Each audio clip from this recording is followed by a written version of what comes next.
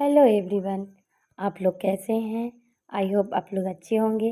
तो आप सबका एक बार फिर से एकता के घर संसार में स्वागत है। तो आज जो है हम लोग यूनिफॉर्म लेने के लिए और शूज़ लेने के लिए बाहर निकले। बहुत तेज़ गर्मी थी, बहुत तेज़ धूप था और इसी तेज़ गर्मी धूप में हम लोग को जाना भी पड़ा। और जब हम लोग यूनिफॉर्म हाउस पहुँचे तो सोमो शूज़ ट्राई किए। हम लोग को लगा कि उसका जो ओल्ड स्पोर्ट्स शूज़ है पूरा वाइट कलर का वो चलेगा, बट स्कूल से भी इन्फॉर्म हम लोग को हुआ कि नहीं वो नहीं चलेगा। और यहाँ पे भी ये लोग बताए कि नहीं, उस स्कूल में वाइट शूज़ स्पोर्ट का नहीं रहता है पीटी यूनिफॉर्म पे पीटी डे के दिन। तो हम लोग को यहाँ शूज़ भी लेना पड़ा और इसके साथ यूनिफॉर्म भी दिखाया गया। न्यू स्कूल है तो हर तरीके से सब कुछ न्यू ही रहेगा, ऑब्वियसली सी बात है। और आप में मैं बहुत थकी थकी भी लग रही हूँ, ये स्कूल का टेंशन और भागी दौड़ी से बहुत थकावट सा भी हो गया मेरे को।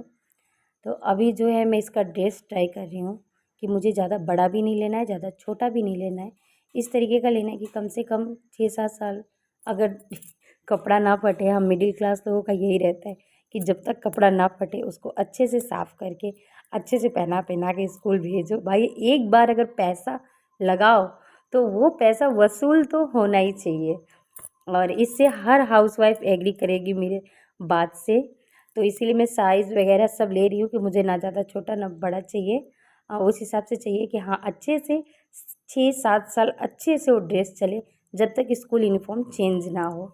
तो यहाँ पे सब कुछ बेल्ट वगैरह मैं फ़र्स्ट टाइम देखी कि इस स्कर्ट में अलग से कोई बेल्ट नहीं, कपड़े का बेल्ट है। तो मेरे को समझ में नहीं आया कि कैसा लगेगा। मैं बोली क्या हम इसे पहना सकते हैं? तो बोले हाँ क्यों नहीं, ट्राई कर सकते हैं बिल्कुल।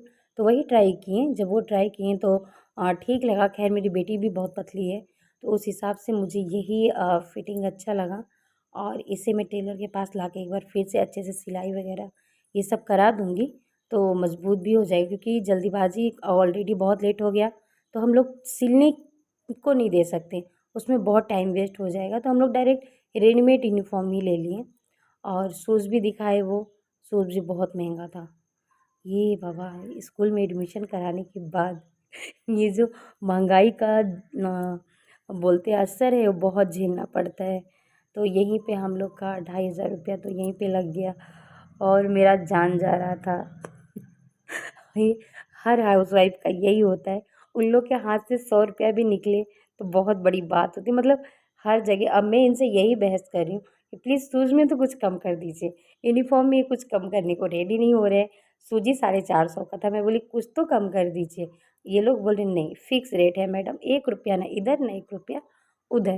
मैं बोली ठीक है कोई बात नहीं, लेना तो है ही, आप कम करें या ना करें वो तो आप पैक ही कर दीजिए। तो यहाँ पे ये सब कुछ फ़ोल्ड करने लगे और 3 ड्रेस है। मतलब हर स्कूल मैंने अभी तक जहाँ देखा वो 2 यूनिफ़ॉर्म चलता है, एक पीटी और एक जो रेगुलर रहता है, बट यहाँ तो फिर 3 है।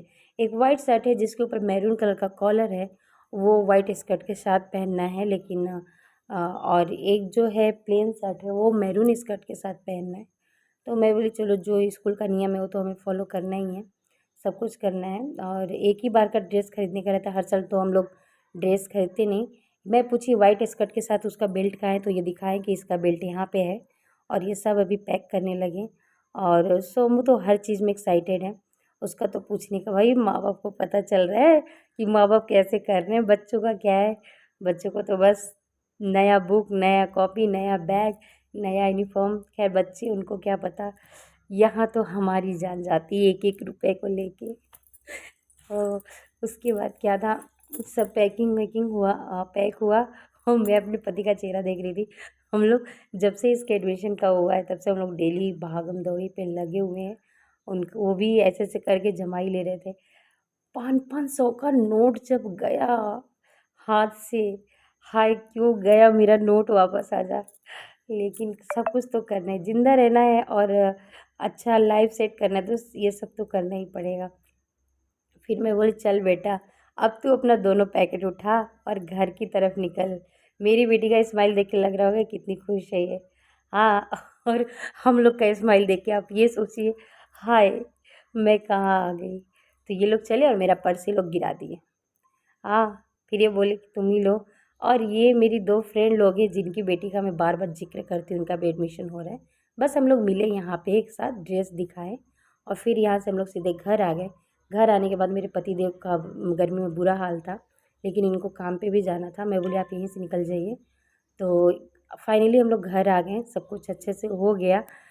इसके बाद फिर वो अपने काम पे चले गए, क्योंकि एक बार घर में आते तो फिर उनका जाने का मन नहीं करता।